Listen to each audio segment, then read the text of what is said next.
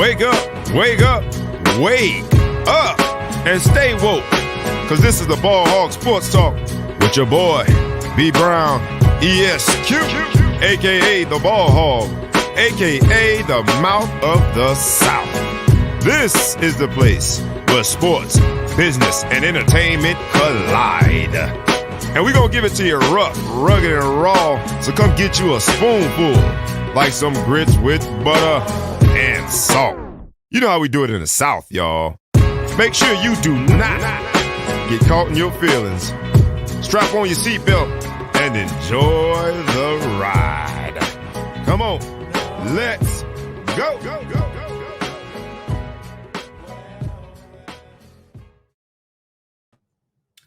You know what it is. It's the Ball Hog Sports Talk with your boy, B Brown, ESQ, a.k.a. the Ball Hog, a.k.a. the Mouth of the South, a.k.a. Mr. Excessive Celebration, here for another amazing week of the Ball Hog Sports Talk.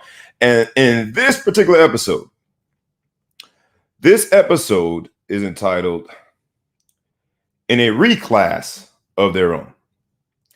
And the reason we have that episode title, various reasons, but the reason we have it today, I know you might be thinking RECLASS as in the sports RECLASS. It is the topic of all topics in AAU basketball and even sports, lacrosse, baseball, football. Everyone's talking about the RECLASS. And for us, while we'll talk about what the RECLASS means in sports, it's going to be more than that. And I've heard in the barbershops the conversations about the RECLASS and should you RECLASS or should you not RECLASS. And somebody told me it should be for academic reasons.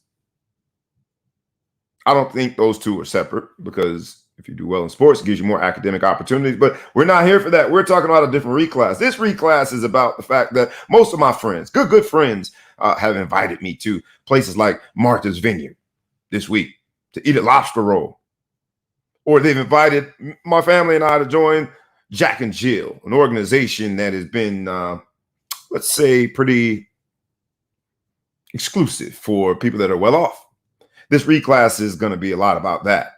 Because at the end of the day, while I appreciate the invitation to Martha's Vineyard and the invitation to join Jack and Jill, I'm still a kid from the Northwest section, from Shallow Side, Lauderhill. 13th Court was my street. That's right. I still say the word street with a K. My street. While I am thrilled and honored about the new opportunities that my life has afforded to me, we're going to jump into how those new opportunities have afforded athletes a whole new world, a whole new landscape. So in a RECLASS of their own, as the title, let's hop on in. You know what it is, the Ball Hog Sports Talk. I'm joined by none other than the Big Flow Show and my man ETP Ellis, the producer in the building. What's up, y'all? What's good, America? You know, before we get started, man, did y'all catch my White Sox? How they did it last night in the Field of Dreams? Huh? The Field of Dreams, baby. That's pretty cool. Because you know I'm a fair weather fan. Those that know me know I'm a fair weather fan. I've never seen you wear anything White Sox related. I don't even know baseball. I don't care about it. How many people on the field? But we won in a great. Imagine it, man, it was an unbelievable dude. I don't even know dude's name, and somebody told me he was the MVP. Tim Anderson, that guy. I'm a fan of his. Right, got his jersey on. There he hit that walk-off 2-run homer at the end. What? Field of Dreams. That was a great showing by the Major League Baseball. Only because we won. It would have sucked if we lost. That was, I think, a great showing. And Marketing 101, Field of Dreams was awesome. What you got from the ETP? What you thinking, man, on the White Sox jersey, first of all, that he just pulled out of nowhere? Get my this is back from I can't even button it. But also, what are you thinking for this week, man? You ready for the show this week, ETP? Yeah, man, I'm excited. We're in the middle of the summer. There's still, football's about to get started. Olympics ended. Hold on, say the first part. What'd you say? Football, what? But getting started right now. Yeah. Back to the season. There's a round of applause, baby. Football is starting. Let's go, baby. It's football season. Before we get into football, man, we got to do the recap of the Olympics. This particular episode in a RECLASS of their own. And this Olympics, we have seen a RECLASS, if you will. This Olympics has been highlighted by our women. The U.S. women, in terms of the Olympics, went over there, showed up, and showed out. Simple and plain. We used to think sports was just, it was a male-dominated conversation a lot of times. But the shift has been seismic in the sense that the women among our U.S. Olympic athletes, I think, showed out. But it's across countries. It's across sports. Women showed out in these Olympics. And I don't know if you have any particular athlete that stood out when we think of in a reclass of their own. But the women have really changed the narrative of what it means to be a woman in sports. I'll start with you, Rich. Anybody, Big Flo, anybody come to mind when we think about in a reclass of their own? The women went over there, showed up, showed out. Anybody come to mind when you think of the Olympic performance? Today's world, I think Allison Felix. I have to give all shout out to her. She became the most decorated athlete, male or female. Male or female. To your point, male or female, in Olympic history. She went out and had a baby. Went out and had a baby. That sounds like the song "Go Half on a Baby." I think they do this a little more. She went out and had a baby. She went out and picked up a little shorty. She went out a baby. If that's bad, I apologize. I didn't think that was a bad thing. No, it's not bad. I just think it was a little more details than that. I'll be right back. Look, I'm gonna just off of this baby right quick. That just sounded sensitive, when I had fun last night. But anyway, she had a family, started her family, came back. She kind of, I kind of like how she did it because she showed her veteranness. She went in there. I want to say she barely made the Olympic team, but she kind of hung on. She hung on to make the finals. Yep. She didn't waste any energy. She did it like a true veteran. And then she came out and she medaled. And then they went in on the 4x1 to 4x4 to get to push ahead, tied it with her own personal medal went on. So I just appreciate that as an old head myself, just seeing somebody who's moved forward, speaking for women empowerment, being able to do that. I thought that was fantastic. Absolutely, man. Shout out to her. As of last week, the Ball Hog Sports Talk, when we recorded, she was tied with Carl Lewis. She then took off with the final burst down the backstretch, home stretch. She is now the all-time winningest U.S. athlete in terms of medals. Shout out to Allison Felix, and went out in grand style with that 4x4. Those ladies was moving around that court, around that track. Ellis, ETP, anybody stand out when you think of how the women change the narrative of what it means to be a woman in sports in this Olympics? And I was going to say in this U.S. Olympics, but it really was across sports because they've had several nations, right? Puerto Rico got their first gold medal. That was the 100-meter hurdler, a woman, right? Uganda needed a refreshing moment in terms of medal count. A woman was able to do that. Is there anyone that stands out to you in terms of women in these Olympics?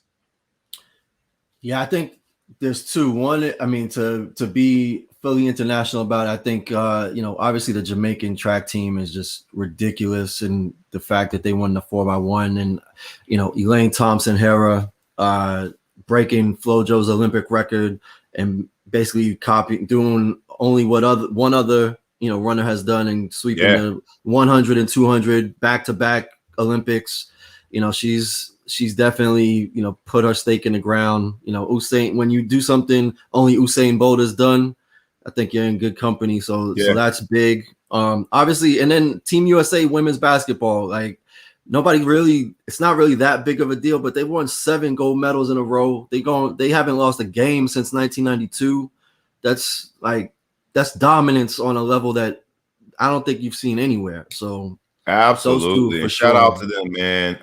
Dawn Staley getting a gold medal in 1996 as a player and now winning one as a coach in 2020 is both amazing, but also makes me feel old because I remember in 96 when Dawn Staley was the point guard. It's like, man, where is time going? But shout out to Dawn Staley and the women's team. The men's team, they were able to salvage the gold medal and win. But when I think of women that stand out in these Olympics, I'm gonna be a homer. I'm gonna be a patriot. I'm going USA since it's the August and I'm feeling real patriotic. But I'm gonna go to gymnastics.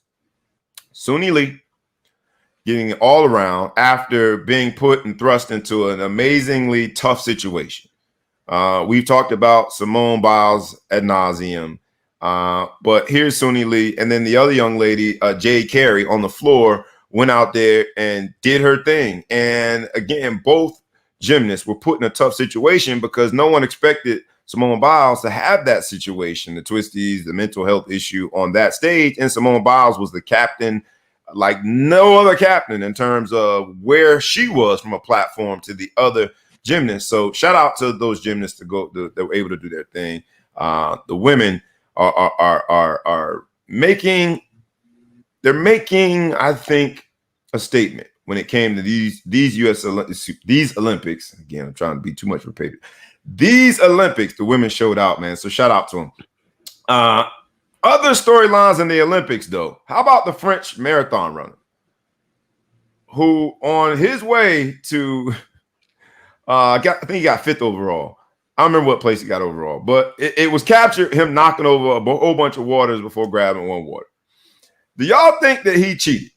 Let's just put it out there. Was he cheating by knocking over all the other waters? It's a marathon. That's 26.2 miles, and he knocking over the water in the hydration station. So he's the only one that can hydrate? He the only one that can hydrate. Is that going too far in terms of being competitive? I love it. Gamesmanship in the marathon, you never think about that. That's what's up. Oh, y'all cracking up. I like it. Was it too far though? I think it's too far. It's definitely too far, man. Like that's like not letting the other team get a timeout. You know, that's just out of line. But the thing is, let the streets, let the streets set the verdict. If nobody took offense, nobody tripped them. I mean, they're running in crowds. Everybody else, it's their fault. Somewhere. There's no written rules. You can't knock the water down. They did not realize he knocked the water down, Ellis. They were tired. They were too busy searching for water. They didn't realize that this man in front of him, and he did it slick. He had his hand like right there and just but he has now come out and said that the waters were slippery. He was trying to grab a water. But if you see the clip, man, it's obvious that he runs down the whole table. How you gonna say it's too far? Ellis, the producer, you are a Patriots fan. And like Belichick has shown us, not said, but has shown us, if you ain't cheating, you ain't trying. I don't think it's too far. He was knocking over the water. Hey, man, bring your own water. Learn how to run. Beat me to the next hydration station. I don't think it's too far in the realm of cheating. It's too far, cheating, but not too far. It's too far because he didn't win a medal. That is the bad part. You didn't win. Yeah, it backfired. If taking those measures, you brought it to that level of petty, and you can't win. You got to win. Yeah. I think that all the storylines are great storylines, but oddly enough, the ratings were down. 49% from the Rio Olympics in 2016, 58% down from London in 2012. And I guess some of that you can attribute to consumption patterns changing. So NBC being a dinosaur of networks when it comes to Generation Z and how they consume sports. Maybe that's it. Some of it is probably attributable to the time difference, the time zone difference. And you already knew the results prior to seeing it on NBC. So some of that. But I don't think it's 49% worth compared to 2016. What did NBC do wrong? Are we as Americans becoming less patriotic? Is it just this whole dark cloud of a pandemic looming over us that we don't have the attention span to pay attention to the Olympics? Is there, ETP, help me out here, man. You're a marketing guy. You know the ins and outs of how people sell these ads and why people buy. What is it that makes these ratings so embarrassing compared to the two Olympics of the most immediate past?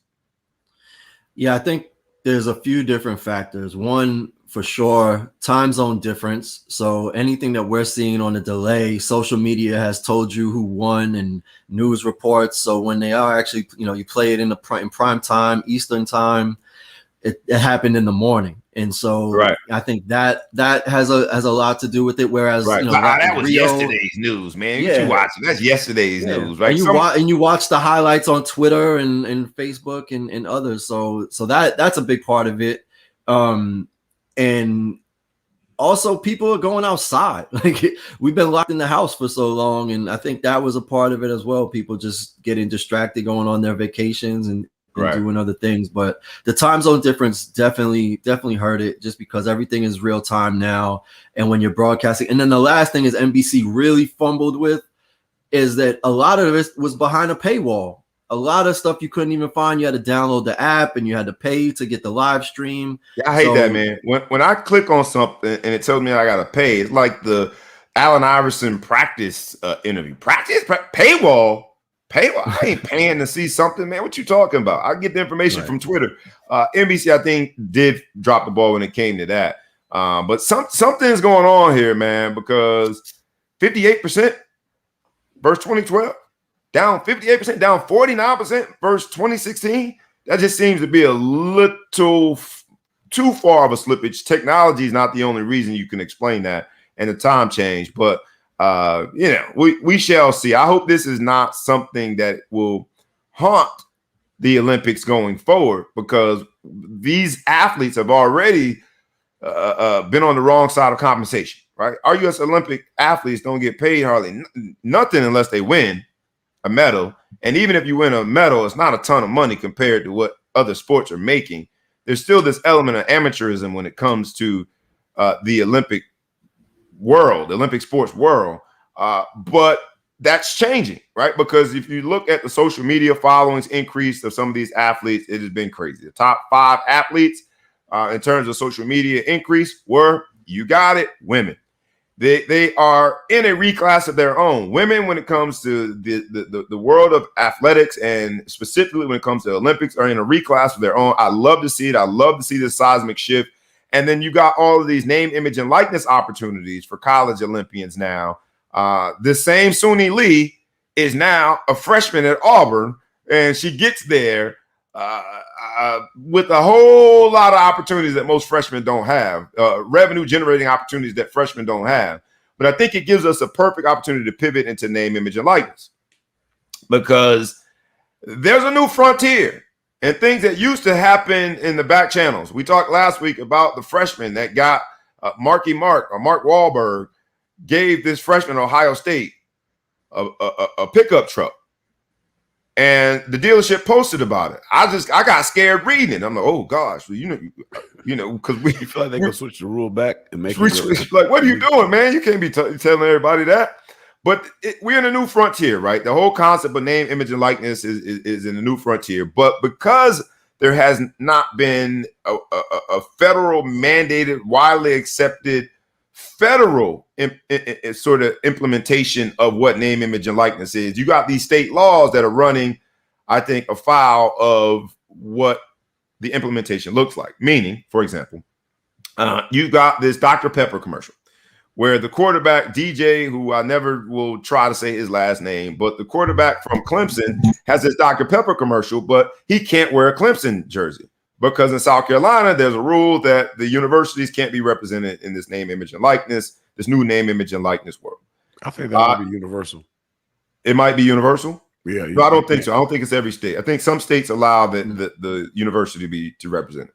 Yeah, I know this one is South Carolina specifically. The school wants to get paid if he's going to be in there. So I think that's the real issue, because Illinois has got the same thing. Yeah, but I think even if this is a state law in South Carolina. Yeah, even the school couldn't work around it because of the state law. But so that's Clemson. And then you got the guy in Texas who reclassed, the 5-star prep quarterback who reclassed. And he did that because the rules in Texas say that name, image, and likeness does not apply to high school athletes. So he cannot get compensated for his name, image, and likeness. But the moral of the story is that again, I think the NCAA messed up, because with no universal implementation policy, you've got sort of, the Wild Wild West. And here are these different states with the different laws, different rules, different ways they handle it are going to have different impact on the athletes. I don't know what you guys are thinking about name, image, and likeness, but since July 1st, right, we're a month and a half in, and what would you grade it so far? The athletes, I think, they're seeing money come in. But you again, whether it be this Dr. Pepper commercial, whether it be the quarterback in Texas, it seems as though we don't have a sound footing, a sound ground of what it's going to be. I'll start with you, ETP.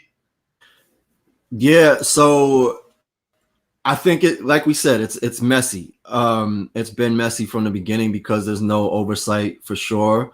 But at the same time, it's opening up some really interesting opportunities. It's just a really interesting business case study watching it unfold, and people, the standards are being set by what's actually happening. I think, we talk about the Olympics.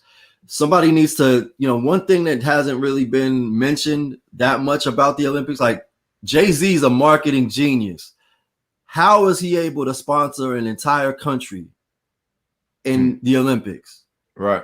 Rock Nation, third in medals. What happened? That's a joke. Russia's name was Rock Nation. Rock. I got it. I love it. You got me. It took me. I was a little slow on the uptake, but I got it. I was like, wait a minute, third in the Rock Nation. Yeah, I got it. I was slow on the uptake. It's early in the morning. Yeah, no, I mean, I think the problem is that there's no national or federal oversight, and so there's these laws and rules, but you're seeing that opportunities are coming where people are just trying to find ways to navigate around it. But at the end of the day, it's all good for the athletes, and there's creative ways that people are able to, to make money. It's just, we're seeing some really bad sponsorships, really bad ads. We're seeing who really can't act, who doesn't have a strong publicist. So they're just trying to get that money. They're taking a Chevrolet and, very basic things, but I think it's good. It's fine. Yeah, I don't know, man. I got the distinction this week to represent the brand, the Ball Hawk Sports Talk brand.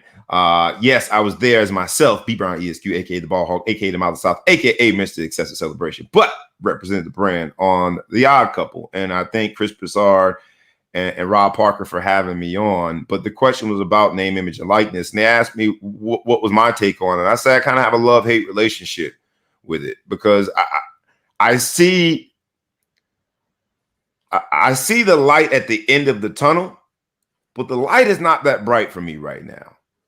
Because, Ellis, as you refer to some of the deals that people are taking, I don't think the athletes understand their value because they've been devalued for so long. I don't think they understand how to negotiate terms because they're 19 years old. They just got a mama and daddy house. And so without any regulatory infusion of this is what it should be, this is the market, this is the minimum, in addition to the revenue streams coming from third-party sources and the universities sort of patting themselves on the back like, oh, man, we did it for availing our athletes to figure it out on their own. I'm not ready to celebrate it just yet. Big Flo, I know what you think about name, image, and likeness. Any I think that the creativity right now comes across as cheating. Like we saw the guy get the truck, and it's just like weed now, right? Weed is legal in a lot of states. People smoke weed. You're like, oh my God, I smell weed. Oh shit, it's legal. Who cares? So right. I think it's going to take getting used to for the old heads. Are we old heads? Did you just call me an old head? Like, I think you just called me. I'm an old head, so I'm older than you, so I can call you old head if I want to. True. So at the end of the day, like, I saw the guy with to get the car, and you're like, whoa. You see the guy, the quarterback from University of Miami. He signed a contract with a professional hockey team to do like some spokesman or some outreach. They're trying to do it. You're like, wow, this is crazy. What I saw yesterday, which I loved, but it still seems like cheating to me, is BYU. I'm sorry, I want to give them. Don't say the brand name. I just because I know the brand name, but I would prefer not saying it. Let's just say Energy Bar. Let's give them some love because what they did was. Why are we giving them love? Because I think that's how I think that's how brands are going to start now getting free publicity. They have, let's say, they have 105. Okay, so anyway, so those who haven't seen it, I posted this yesterday. This brand bar company came through and they gave every walk-on a scholarship. They paid their tuition. I thought that was fantastic because they're obviously not getting any, like, those individual names are not going to do anything for them, but just the act did something for them. But they paid a lot of money for the act. So they're going to get a couple days of stories, and I think I want to help pay them back and give a couple of days of stories and let them know. I can't remember the name of the bar, so obviously the marketing is not that great. But you give every walk-on a scholarship, then you start thinking like, wow, is that how we're going to do it? Yeah. You think they got a discount? We're going to get more scholarships now? Yes, they got a discount. That's my. How much you think they paid for the scholarship? How much you think the company had to pay for that scholarship? for each scholarship? Not Half full price? amount, not full amount. And I'll say this, man, because maybe their intentions were 36. pure. Maybe their intentions were pure. And I know the brand. I'm choosing not to say it because it's like on social media. Hater. It's like I'm hating right now because You're it's the like on biggest hater social of media. I'm admitting it. I'm hating, but it's like on social media. If you have to show me a live video of you doing something philanthropic, giving food to the homeless, well, your intention is pure enough that I don't know. I don't want to celebrate it. Like, just give the man some food or give the woman some food, the homeless person, and treat him with dignity. Don't put it on live. Like, I don't. But what if it motivates other terrible. people to exercise that same philanthropy and give more walk-on scholarships? Is it still Built Bar? You still gonna hate? But even Built Bar. Oh, now, you're that violating. now that you said it, even Built Bar used the first gentleman, the first student athlete who was a walk-on, and weaved in the verb built. I know you're not a part of whatever church. I should know the church. Be like, That you're was not a a weird part. part for me. It was a weird part. You're not a part of this church, but you built something here. And I'm like, we going way too far now. For me, yes, I'm happy that they did it. I'm happy that the walk-ons who absolutely deserve the attention, who absolutely deserve the resources, who absolutely go out there and put their dog on life and limb on the line, busting their butt to get the team ready a lot of times, with no prospects of playing in that week's game. A lot of times, not all walk-ons, but some. They deserve the attention. They deserve the limelight. They deserve the money and the resources. But I am just, maybe call me the cynic in the room, but it's still cheaper to have Built Bar do that and get national and international attention than it would be to buy a spot or a slot on that NBC Olympic coverage. They still made out like a jewel when it comes to marketing, and I just think that at the end of the day, why does that we're robbing Peter to pay Paul. The student athletes are still getting taken advantage of. Robbing NBC to pay students. Not NBC was just an example. All I'm saying is it would have cost Built Bar a lot more money to do a national ad, and in this case, an international ad, than it would be to say I'm going to sponsor 36 walk-on athletes and pay for the remainder of their education. It's still a lot cheaper, pound for pound. And that bothers you? Why? It does. Because Why? you said their name. You said their name on here. They didn't pay us anything. They're getting free publicity. Built Bar. You can say it a million times because everybody is. But guess what? They didn't pay us a dime. They're getting free publicity on the back of these out here. We all know a bunch of walk-ons who well, in Notre Dame, they were struggling, but there's a lot of walk-ons out here. Some of them were. Some of the walk-ons were struggling at Notre Dame. Not all of them. Some of y'all got bread. Right. But I'm saying, like, there's these kids on this team. They're just trying to be part of something, do whatever. And there's not a famous walk-on on BYU. Can we agree on that? There's not one guy who we recognize. You don't know anybody on BYU's team, but I get your point. So they went out there and said, as opposed to like going and finding the quarterback from Ohio State that came out, or the quarterback from Clemson that came out, or the Miami quarterback, who I don't even know why he's popular because what has Miami done lately. But anyway, we're going to give it to the no names. I'm hating. You say that, and I'm hating. I'm hating too. But we're going to give the no names a shot. 36 of them. At least one of them dudes was thinking, man, this is my last go-round. I'm about to walk off this team. Scholarship? Man, that's fantastic. That's fantastic. Yeah. I would love to put value on it, though. I think we should put some value on it because 36, and it's the remainder of their education. So if there's just, let's say 36 of them. Is that what they said? Because I heard him say tuition. I was like, he didn't say nothing about room and board. I didn't hear him say that it was more than a year. But I mean, either way, it's got to be at least 50 grand, right? 50 grand is whatever tuition it is, fantastic. at this point. Call your right. mama. Times 36, it's over $1 million, right? In. It's over $1 million. And to your point, they're not getting the reach. Even, I mean, you know, I know we're globally distributed and we got, you know, high Nielsen ratings, but we're not paying, you know, the Olympics, you're getting global coverage.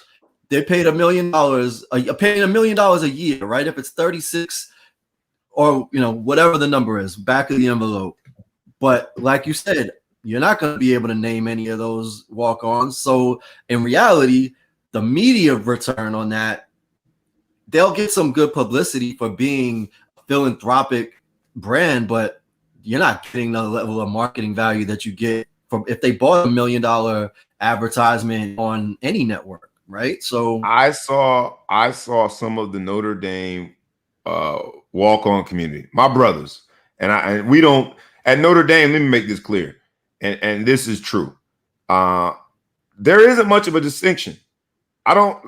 When I look back on it, I don't remember who was a walk-on, who was a full scholarship athlete. Like those were my brothers or my teammates. But having said that, this particular person posted it, and I know because he was a classmate, one of the guys who commented, and he said it in there, I was a walk-on, and I will be buying Built Bar. There's a return to it, guys. Why does that bother you? No, I'm not. It doesn't bother me. It doesn't bother me. I'm just saying it doesn't bother me such that I'm gonna go and boycott a Built Bar. You should buy Built Bar. I'm gonna buy some. There you go. Great. You just gave the case study right here, live on air, that they got a bargain. I still think they got a bargain. If it's 1.5. Stop buying. Why does that bother you? If I bought my house for cheaper than it was supposed to be, that you're pissed for that? That's what I hate. That's a true hater. I'm not hating, man. That's true hate. That's pocket watching. I am not hating. I am observing. Just pause for the calls for 1 second. Someone said we have echo problems. Let me make sure that it's not me. One of us. I don't. So I wildly overestimated. Apparently, BYU's tuition and fees in 2019 and 2020 was $5,790. What? What? That's what I'm reading. It's free to go there. Yeah, I mean, basically. So now we're talking. So that's different. That's 150 grand. B is 200 grand. Every time he sees a billboard, he's gonna knock it off like one of those, like he's a marathon dude. He's gonna throw it off. He's a big man. 200 grand. They stole that, huh? Now At you're muted. least we don't have no echo. Those were the powers that be that tried to mute me. Built Bar tried to mute me. I'm not mad. I'm just observing, and I just think that we are at the beginning of it, and we'll see where it goes from here. $5,000. $5,000. $5,000. My daughter to BYU. Practice. Yes, that's all I'm saying, man. Is they look, shout out to Built Bar. Shout out to everybody who's out there on social media right now, filming themselves, giving a meal, a happy meal to homeless people. At the end of the day, pound for pound, I'm happy that you gave the meal to the homeless person, but I just wish it didn't have to be on live recording. Built Bar, shout out to you. Shout out to those great student athletes that happen to be walk-ons who are no longer walk-ons. Are they considered now full scholarship athletes? Do we remove walk-on from their designation? That dude who was about to walk on and didn't. He's sick. The guy that was gonna wait till the spring, he's sick. No, he got family support too. 2 walk-ons coming to spring. You're the only 2 people that's paying. Right. Yeah. I mean, he only lost $6 grand though. So I don't believe you. I got to do my own little Google search. I don't believe you. I'm in disbelief myself, but you know why? Look, in this episode in a reclass of their own, y'all done changed. Y'all look uppity. Y'all got them high price educations, and y'all don't realize, some schools don't cost as much as your school costs. If you're a Latter-day Saint, it's $3,000, and it's $6,000 if you're. Well, we knew the first gentleman was not a Latter-day Saint. Thank the Built Bar. You know that from the jump, even though he's not a Latter-day Saint. Look, man, there are going to be a whole bunch of deals. We see that these team deals are becoming a little more normal. It's normalizing now to do team deals. So we'll see how it all plays out. Name, image, and likeness is here to stay. Hopefully that we can do a little bit better. I want the athletes, and this is what I do like about the University of Miami. It seems like they have an entire department, not only devoted to finding opportunities for their athletes, but also in educating their athletes on what it is in terms of how to navigate this. But in a reclass of their own, they are no longer just student athletes. In a reclass of their own, they are no longer people just struggling as 19-year-olds trying to find their way and figure out what they're going to do in life. These student athletes are entrepreneurs. They're brands, and they are revenue generators and in a reclass of their own. I do like some of the mid-market localized commercials. You see some of these dudes, man, that are horrible actors. And most athletes are. That was sort of an underhanded shot at Michael Jordan, Space Jam. But most athletes, if you haven't gotten the training, just like most actors that haven't gotten the training in a sport aren't going to go out there and be professionals, most athletes are not very good at acting. And now these same people are doing like these localized commercials. Every week we got to be on the lookout for the best, which is actually the worst localized commercial, and put it on the Ball Hawk Sports Talk. Yeah, we can afford y'all, man. I think, I don't know now, maybe not. But the name, image, and likeness of this the student athlete is now attracting other people to be student athletes. In this episode, in a reclass of their own, there's a very popular reclass. We got the most senior freshman imaginable, J.R. Smith, who's notorious for not putting the layup back and not realizing what the score was. I think he's smart to go back to school because he failed math right there in front of all of us. He didn't realize that what the score was. But that same J.R. Smith is now going to enroll at North Carolina A&T. He going to Greensboro, y'all. The same location of the sit-ins, the same location of so many different amazing events in terms of civil rights. This particular institution is now going to house a freshman that is senior, J.R. Smith, going back to college, and he is petitioning the NCAA to play golf, y'all. Is he retired from the NBA? Officially. But let's hear it in his own words. ETP, if you could, man. Ray Allen kind of convinced me. We had a little golf trip in DR, and he was talking about some of the things he was doing about going back to school and challenging yourself and stuff for us athletes. And I really took heed to it and decided to go back. And one of the best liberal studies programs is at A&T, and it just so happens I got deep roots in Carolina with Chris Paul and CJ Paul. And after that, it was just things started trickling down, just trying to figure out if I still got eligibility, so see what's going on there. And but more importantly, just try to educate myself, do something after basketball. They always told me I could go back whenever, when I was coming out of high school, so this is whenever. I love it, man. Let's start with I got to break it down piece by piece because he said that they were in the DR with a golf trip. Now,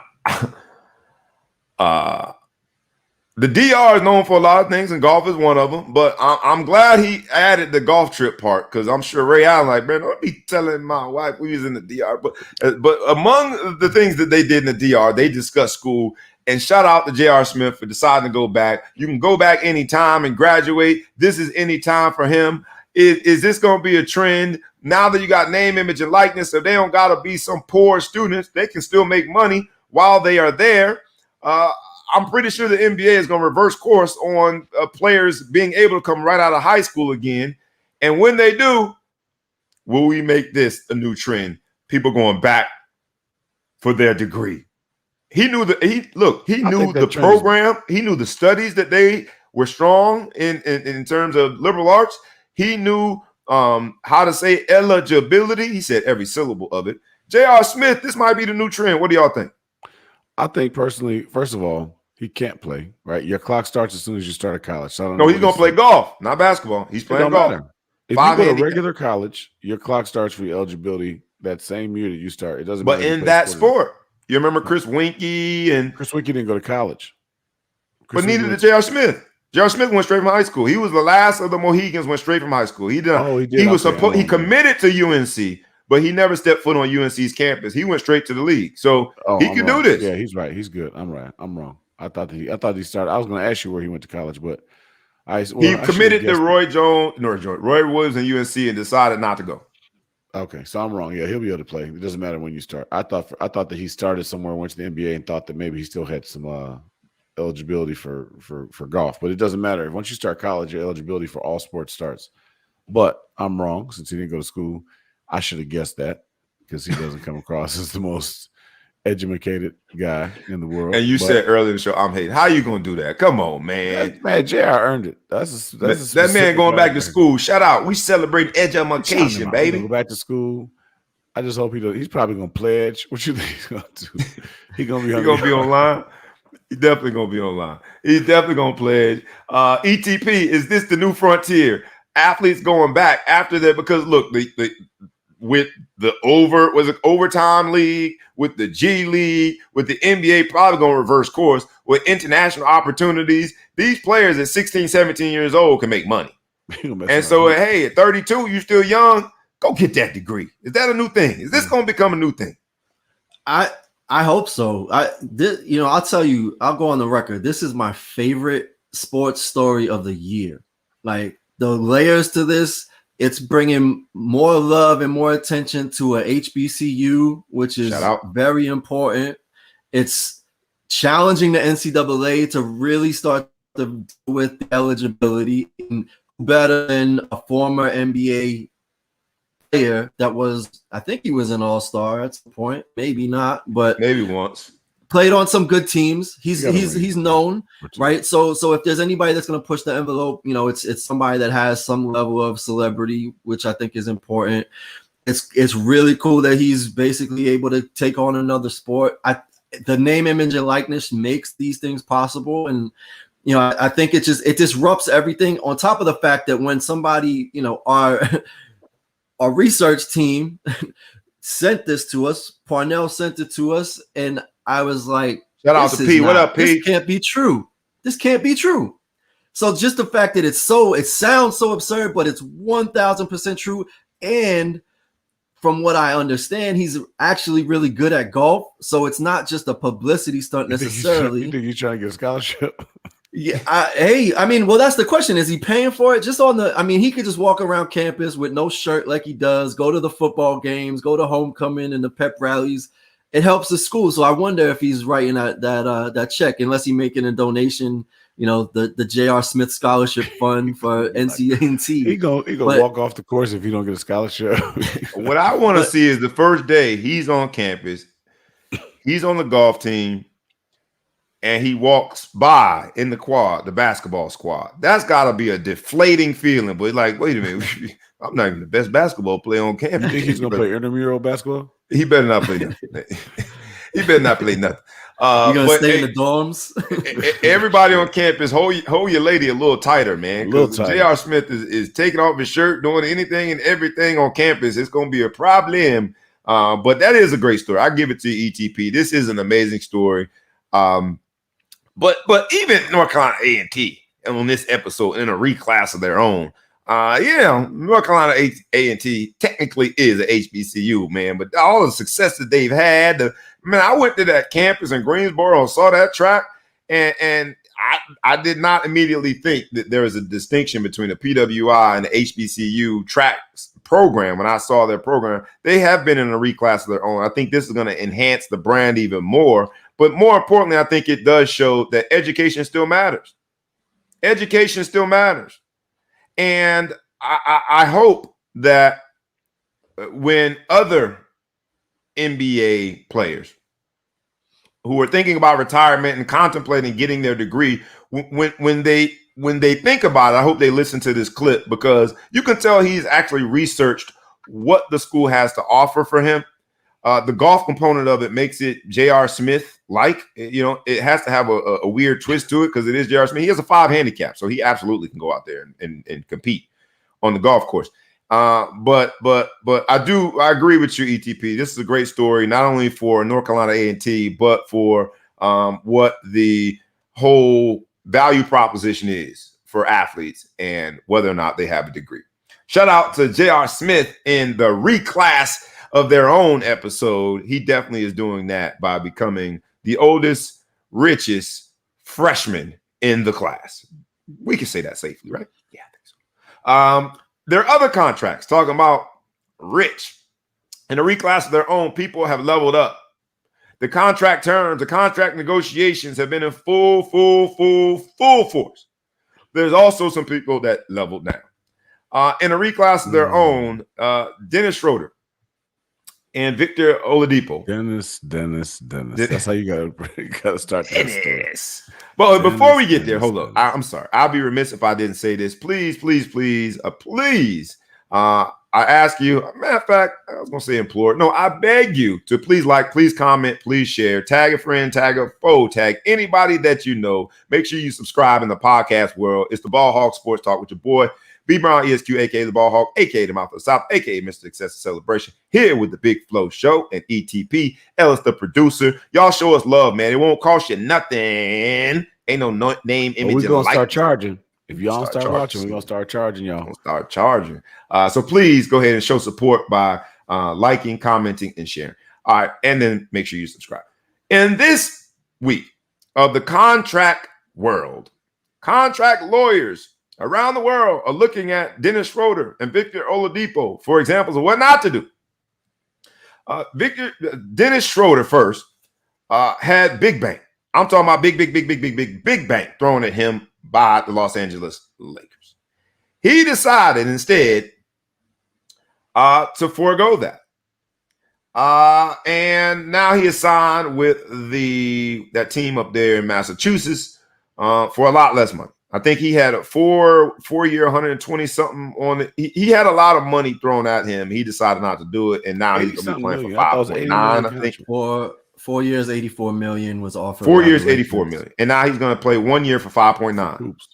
Yep. I ain't no mathematician, but the simple back of the envelope math says that's $15 million you just threw out the window because your negotiation skills weren't that dope. People have threatened his agent online saying, if I was him, I would have fired you. You fired your agent. Having been a representative, a contract advisor, let me just go out on a limb and say a lot of clients don't listen, y'all. So let's not blame the agent. Maybe the client, because the agent works for the client. Maybe the client decided, nah, man, let's hold out. Yeah. This was not a very good holdout. Same thing happened for Victor Oladipo. Now, I'm happy as a Miami Heat fan that we have him on a veteran minimum of $2.4 million, but the man had in his grasp, the Pacers going to pay him 4 years, $112 million. And then the Rockets followed up with an offer of 2 years for $45.2 million. Instead, he's going to play this year for $2.4 million. Shout out to Miami for getting it on the low, baby. We got it on the low. We got that discount. We got the hookup. Pat Riley over there getting the hookup. But specifically for Dennis Schroeder and Victor Oladipo, when it comes to in a reclass of their own, they reclass down in terms of what they were going to be making on an annual per annual basis. I don't know if you guys have an opinion one way or another, man, but that's money that you can never recoup. And while 2.4 still makes you a rich man, and the default response of lay people like myself, a lot of times, I mean, that's still a lot of money. It's still a $15 million difference, right? Or not for him. It was for 112. Let's make it 150. That's a lot of money that you just threw away. Simple and plain. Right? That's a lot of money that you never get back. This ain't none of my business, but that's some dumb shit. So I see Schroeder's wife is coming by talking about, y'all don't wait. Just wait and see. This move going to be sweet. Unless you win a championship this year and become, I don't know. And I don't even know what to say. There's nothing that can happen that's going to make this. There's no silver lining. Like, what are you doing? He thinks he's going to play himself into a bigger contract, and he very well might do that. But Dennis Schroeder is not anybody's spring chicken. Right? Dennis Schroeder plays a position that it's almost like the running back in football. Mm-hmm. You can find another floor general point guard that can knock down a shot. They're a dime a dozen. I'm sorry to put it out there for y'all, for those of y'all in listener land who got this kid that that's your cash cow. If they ain't gonna get no taller than 6'4", the most they're gonna be is among a very crowded space of point guards. That's what that is. That's what that position is. I don't know if he can ever play himself into something that is sizably bigger than 4 years for $112 million. I'm sorry, 4 years for $84 million. Yep. Sorry. Yeah. Lots of money. He brought that price all the way down.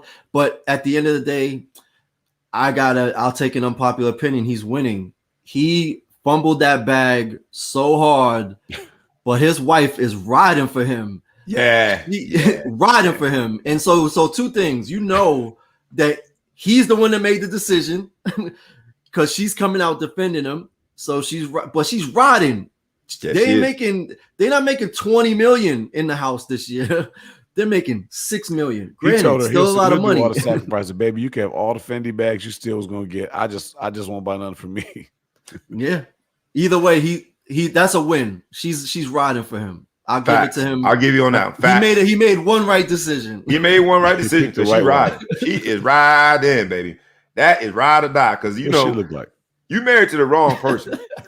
If you married to the wrong person, and when I say wrong person, I'm not getting into nobody's real affairs. I'm the wrong person in the sense that they would not respond so favorably if you made a publicly dumb mistake that was very influential on the family's finances. Some people might not be as forgiving and loving and supportive. They may be like, this old dumb mother. I told you, he ain't never been good at math. He ain't never been good at math. The boy ain't never been good at math. Simple and plain. But she did ride for him. So shout out to his wife and Victor Oladipo. It's even more money, man. See, like you threw away a lot of money. He's playing, and injuries played into that decision. Not so much as Dennis Schroeder as Victor Oladipo. Injuries, you never know when they're going to happen. So you got to at least consider what impact that had on where he ended up. But my gosh, 4 years for 112 million down to like 2.4. His decision will prove everybody wrong. Wrong what? That 20 million is more than 4 million? Okay. How are you going to prove that I'm wrong? Excuse me. Yeah. How are you going to prove that I'm wrong? It's just crazy how much money is in the league now. I mean, Oladipo might have made an all-star team.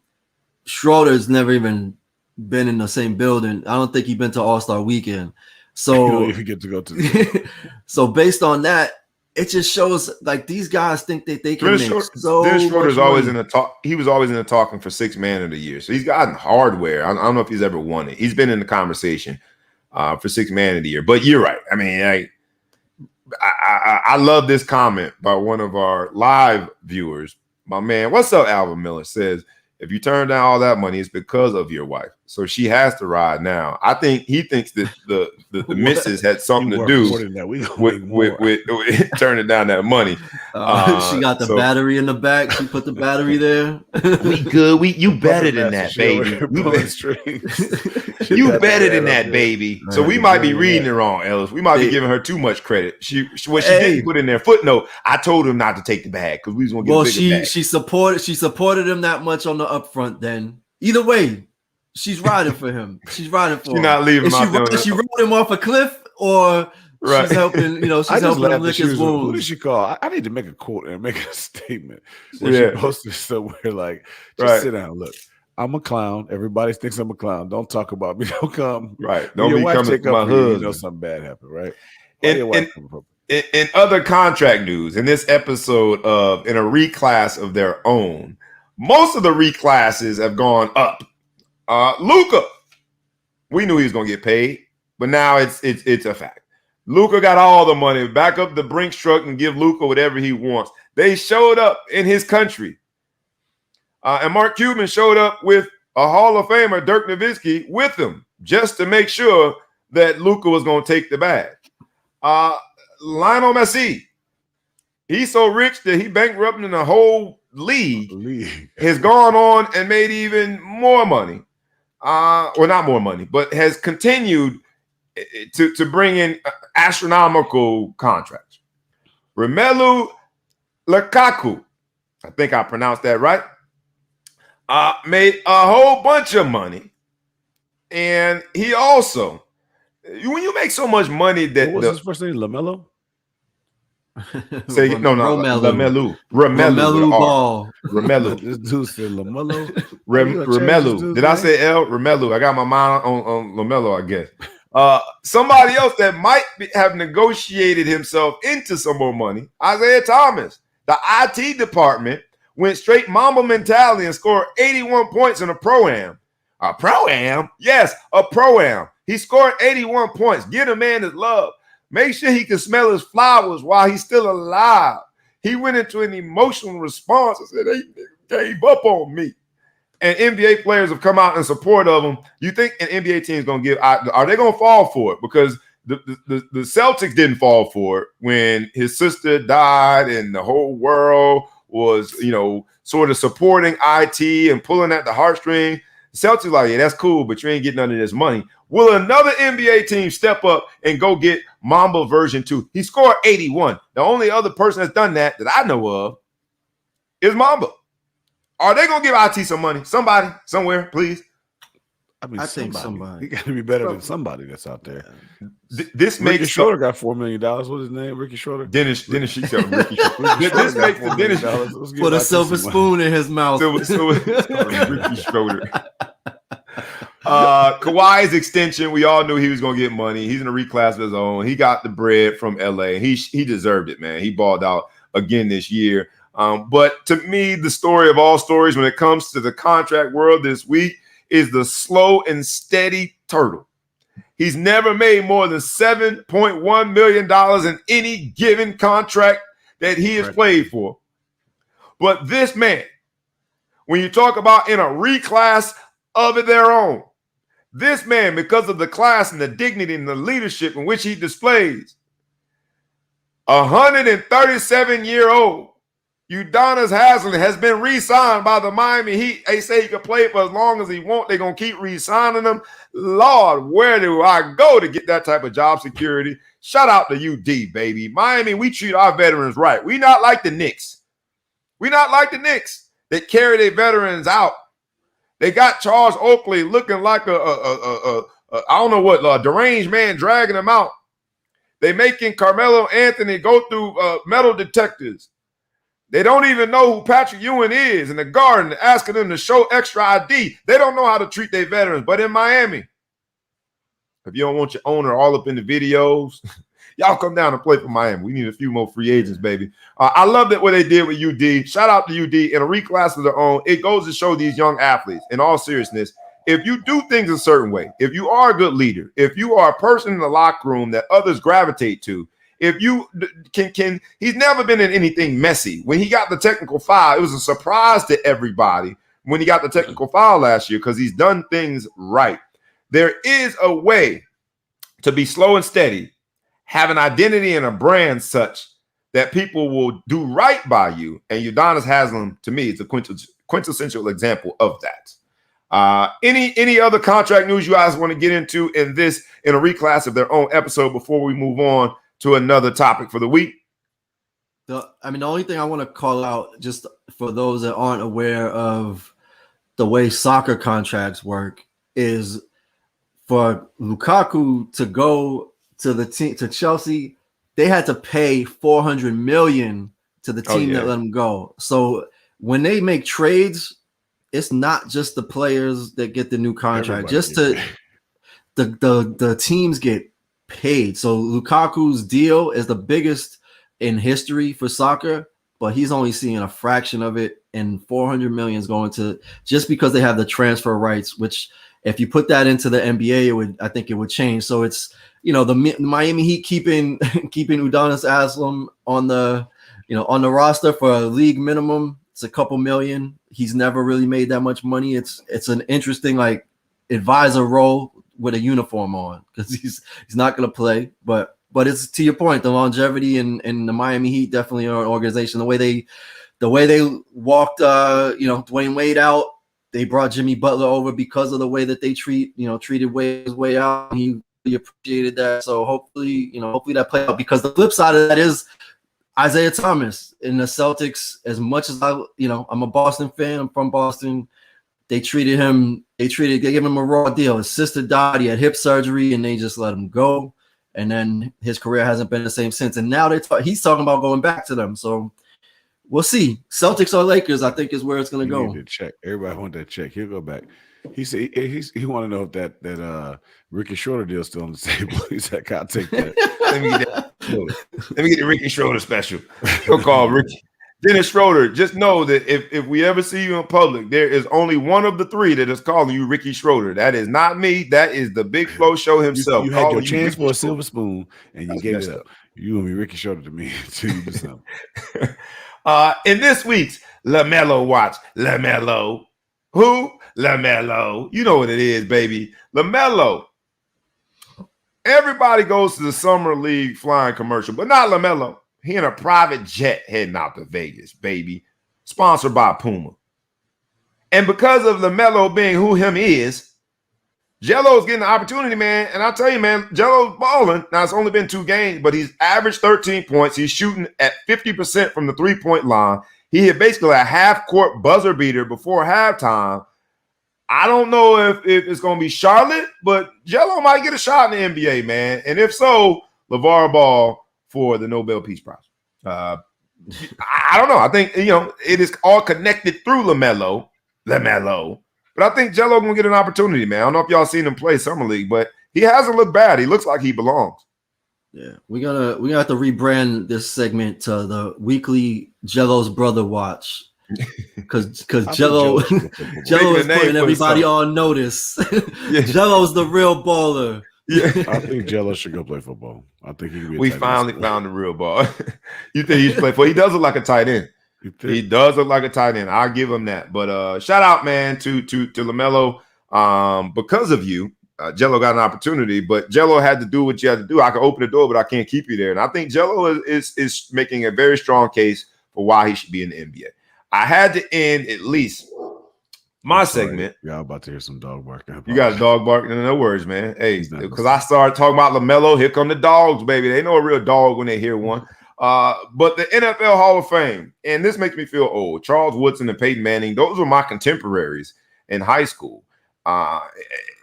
They are arguing, they being the experts, the pundits are saying this might be the most talented Hall of Fame inductee class ever. I don't know how you say that, but definitely a very decorated class. But to me, the story of all stories in this NFL Hall of Fame induction class was my man Edgerrin James from Immokalee, Florida, baby. Florida in the house. Went to the U. He shows up in a dunk. I don't know what year it would. Looked like 7 Trey. 73 Impala, all done up nicely with NFL Hall of Fame. The bus, the Hall of Fame bus has dreads on it. Come on, y'all. I think he had a blunt behind his ear, too. It's legal now. It's legal. It's legal. The bus can have a blunt on there now because it's legal. But shout out to Edgerrin James for never mixing it up, man. Never assimilating. Never trying to be who they wanted him to be. His whole hashtag is from gold teeth to gold jacket. It is refreshing to see in this cancel culture world that tries to make all of us assimilate, that makes all of us try to tap dance to your tune.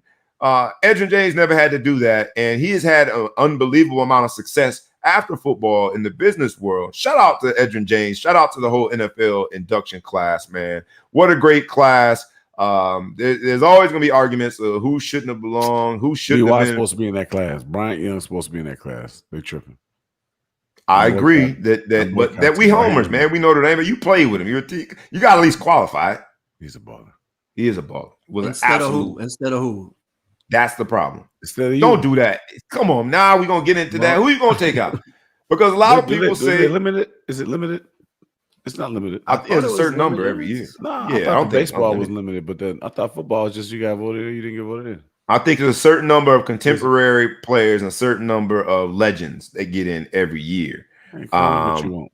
Bryant Young is supposed to be in the Hall of Fame. They could have let. Was Megatron a first ballot Hall of Famer? Huh? Absolutely. You think first ballot, his career was short. Who? Megatron. Say it one more time, my dog. I'm sorry. Megatron. He's saying he's agreeing. He's agreeing with me. First time Hall of Famer. First ballot Hall of Famer. Yeah. So now we have Megatron as a first ballot Hall of Famer and Terrell Owens not as a first. Terrell Owens is a first time Hall of Famer too. Yeah. Just because they messed that up doesn't mean that they got to continue to mess up everybody else. They messed him up, but that doesn't. Megatron is a Hall of Fame. He's a gun. Come on. All right. You get last word on it, man. ETP, take us home. Producers cut. This has been a great week, man. But a lot of stuff gets cut. What you got for us, man? All right, we'll run through. So we talked last week about Tyreek Hill and Usain Bolt running the race. Said it would never happen. Usain Bolt was on Dan Patrick's podcast and basically said he'd put up his gold medal against Tyreek Hill's Super Bowl ring, and they could split the difference between 40 yards and 100 meters, 70 yards. So the ball proverbially speaking, is in Tyreek Hill's court now since he Hill had big talk. Tyreek Hill needs to officially, because this is one of those situations, we've all seen it, man, where somebody talking and then the dude that knows he has more money says something like big bank take little bank. And then, and you know that dude got more money. This is neighborhood talk for any of y'all that ain't never been in a neighborhood, the hood. Maybe you've never experienced it, but I seen it. When the one dude's like, man, big bank take little bank. You praying this dude don't fall for it. Don't fall for it. Don't pull out your money, man. You going home broke. And sure enough, that dummy gonna pull out his money. Tyreek Hill, keep your little bank in your pocket. Keep your Super Bowl ring in your pocket, bro. Don't do it. Don't you do it. This is what that man do for a living. You run fast while playing football. His only job in life for as long as he has been alive has been to run fast. Don't do it. Don't do it, call man. Metcalf before he does it and say, football fast? Fastest man ever to walk the earth fast. Earth. EARF. He's the fastest man that ever walked the earth. Left it at 40 yards and still got it. I think he has to do it now, man. He wrote a check. Time to cash it.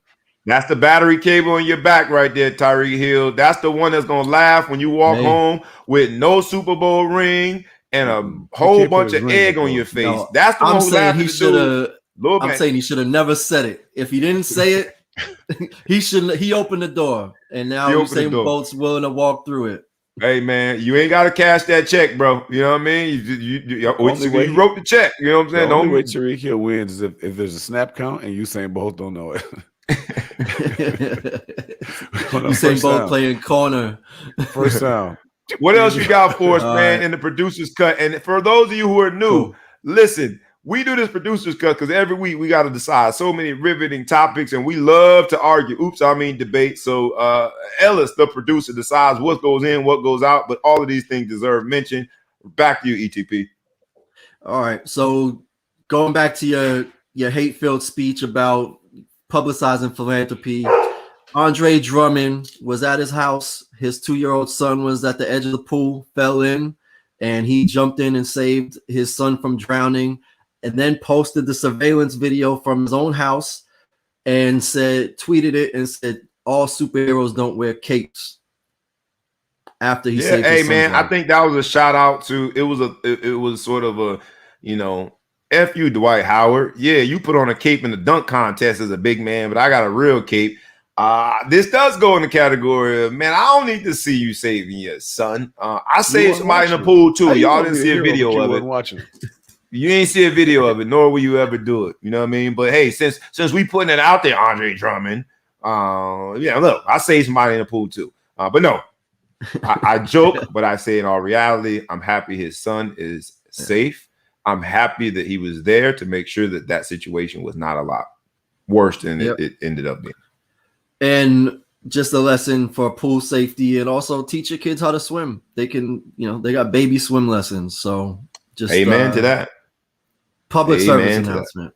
There it is. Next one. So while most people were watching ESPN Uno, 12-year-old kids playing baseball, there was something called the WNBA Inaugural Commissioner's Cup, which was basically the two teams in the WNBA that had the best records in each conference playing for prize money, where each player would get $30,000 on the winning team, $10,000 on the losing team, and the MVP gets $5,000. But given that we talk about the WNBA and how I'm going to continue to talk about how they don't get enough publicity, just wanted to make sure that we put this out. It was the Seattle Storm versus the Connecticut Sun, and Seattle Storm, who had 3 Olympians who just came back from Tokyo, handled the Connecticut Sun 79-57 on Amazon Prime Video. The video of all videos is the U.S. women's basketball team. I wish we'd have had that. I don't know if we can grab it now. With the Cardi B. Oh man, that's the one we should have go out on. But it was quite the video, man.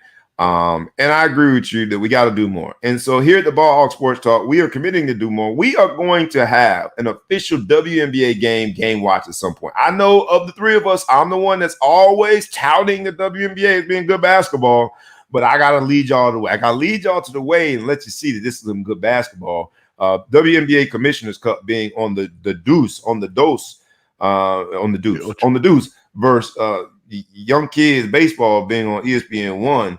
You ain't gotta say no more than that to show where our priorities are. In this episode, in a reclass of their own, we got to do better, y'all, because, I mean, women in sports, they showing out, man. They straight up showing out. And I love what I see when I watch both WNBA basketball and college women's basketball. So I got to lead more and more people over to the water. Make sure y'all drink, baby. There's some good sports over here. Come get this good basketball. What else you got for us, ETP? Cool. Still think it should be 3-on-3, but that's no. He said, "I do not." Say it with your chest. Say it with your chest. All right, the opinions moving of some along. of us do not. You can email me, holla@me.com. So moving right along. So Zion, I don't know if you remember when he was at Duke, he was wearing some Kyrie Nikes and blew out his shoe. Injured his knee, was out for a few games. They basically shut him down. And Nike flew out. They re-engineered his shoes. He's got his own signature shoe with brand Jordan, and it was built specifically to have that durability. But then yesterday, again at NBA Summer League, a Lakers rookie, Chandri. Man, you good call him a Lakers rookie. Rookie don't get no name recognition and mention yet. Deserves it. He deserves it. He went through some trauma. Chandri Brown, they were playing the Knicks in the second quarter and literally blew out his shoe in a Zion 1. That's my cousin. Yeah, my bad. That's my cousin. That. My cousin deserves something. That's my cousin. And he Haitian, of course. I know, Ray. I know what's coming. You had to bring it up. Yeah. So he blew out the shoe as well? Troy had to come out the game and everything. Come on, man. If anything, Nike, you should have built that doggone shoe because it's got Zion's name on it. So it could never malfunction. It should have been like the black box in the doggone airplane. It could never malfunction and be destroyed. Did he get hurt? He did not get hurt. Cuz, call me, bro. Hurt. I know a good lawyer, cuz mess around. I mean, I hope he could say his bank account hurting and Nike can tell him not to publicize that malfunction too heavy and get himself a sponsorship deal.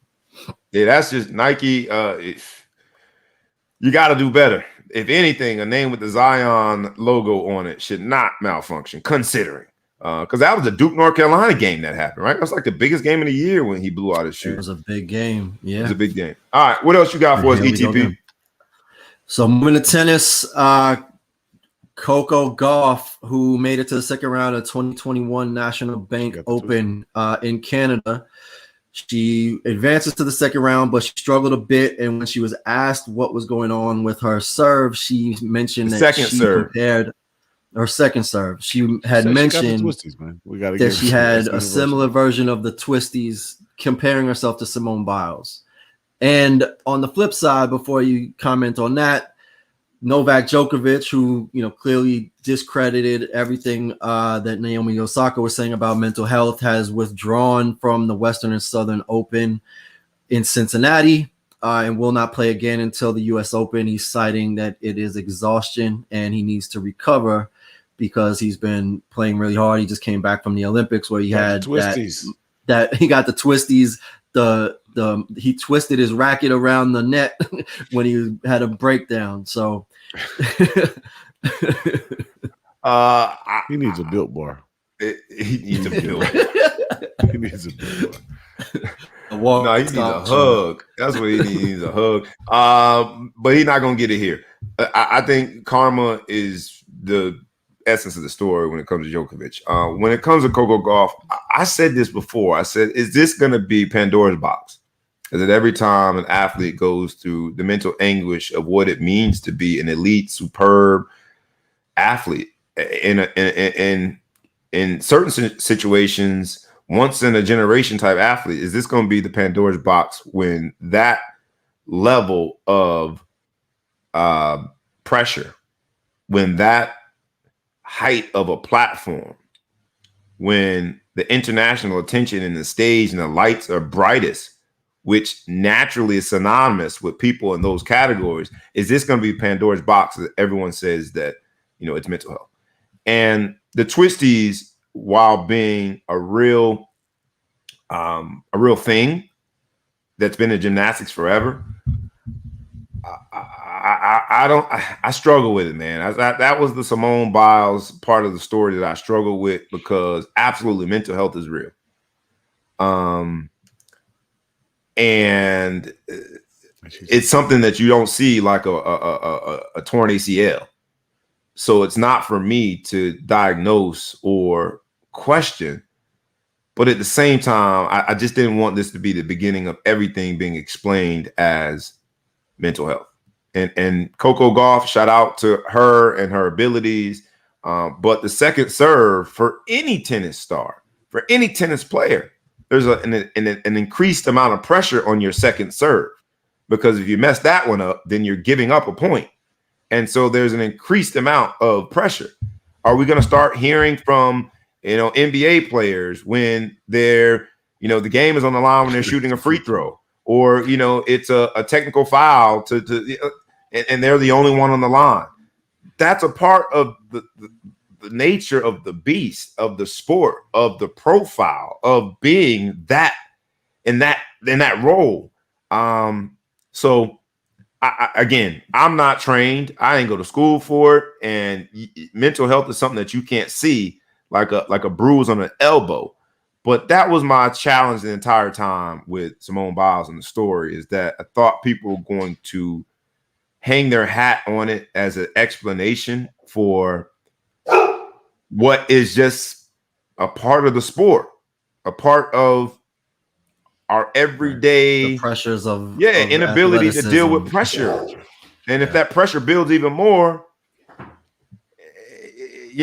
I don't know if that's mental health or it's just you didn't really respond to the pressure that well in that moment. And I put it on myself, and I talked about, like, after I drop a pass, the next pass is harder to catch, especially if it's across the middle, especially if it's raining. That wasn't mental health for me. It was just a part of the nature of the beast. So that was my challenge the entire time, the Simone Biles story. And I'm not questioning whether or not she had mental health issues. I'm not questioning whether or not Twisties is real. I was just hoping that it didn't become Pandora's box, and now everyone uses it as the explanation for things that didn't go right within their sport. This wasn't even supposed to be about this. This is producer's cut. This is stuff we weren't supposed to be really talking about, but just mentioning. But sorry, I had to say it. We got time today. Time today. So I mean, a good segue to close it out. But baseball has been the pioneer of this. They've talked about mental health in a way that we didn't never really acknowledge, and that's the idea of the slump, right? That's been something that's for decades. Baseball players going through their slumps. No different, right? It's a mental access point versus anything physical, and people just having second guessing and not being able to deal with the pressure. But to your point, I think that's part of the game. It's not necessarily something that we need to talk about. But on that note, in the spirit of walk-offs, we'll walk off with this last one. We talked about it a little bit, but in the spirit of Big Flow's medium White Sox jersey, the Field of Dreams, this thing was in the making for, I think, 2 years. They built a stadium in Iowa in a cornfield, reenacted the Field of Dreams film. Why not in Compton? Kevin Costner. Why y'all ain't build the cornfield in Compton or the inner city Iowa or East St. Louis? But go ahead. I'm sorry. Go ahead. First we got to grow some corn in Compton. Let that happen. Iowa. I don't think black folk in Iowa. So, a black folk actually hit a walk-off home run, bottom of the ninth. Tim Anderson, 9-8, first pitch, sent it into the cornfield and ended the game. Fireworks went off, and just a really good way from a marketing standpoint for the Major League Baseball to try to bring some interest and excitement back. 8,000 people, they're used to playing in front of 30, 40, 50,000. So it was really intimate in the middle of a cornfield. I think there was a corn maze just next door. So just as Tim Anderson walked off, we'll walk off on that note. Anything else you guys want to add? Quick question about this whole Field of Dream thing. Do you think Generation Z, have they even seen the movie? I don't know if everyone got the reference. No. Even the player, Tim Anderson, who hit the walk-off home run, had never seen the movie. Wow. And they weren't. I can't imagine. I would imagine you would made all that investment. At least require the players to watch the movie. Watch the movie. All right, we'll end there. Thank you, ETP, for the producer's cut. Y'all know how we do it with the crew. We'll go out with this. We started the segment off explaining what we mean with the title in a reclass of their own. And I told you about the invitations to Martha Vineyard and the invitations to join Jack and Jill, and the decisions that I've made, fortunately, and the blessings that have been bestowed upon me have given me opportunities that others, my parents, grandparents, did not have. Sports has done that for a lot of young people, generations worth of young people. That's why here at the Ballhawk Sports Talk, it's sports, business, and entertainment, and they collide. We hope you enjoyed this episode. Please like, please comment, please share, tag a friend, tag a foe, tag anybody that you know. In a reclass of their own episode has been fun to deliver. Hopefully you enjoyed it and will share with others. It's the Ballhawk Sports Talk with your boy B Brown ESQ, aka the Ballhawk, aka the Mouth of South, aka Mr. Excessive Celebration. You know who we had. ETP, Ellis the producer, and the Big Flow Show in the building. We is out.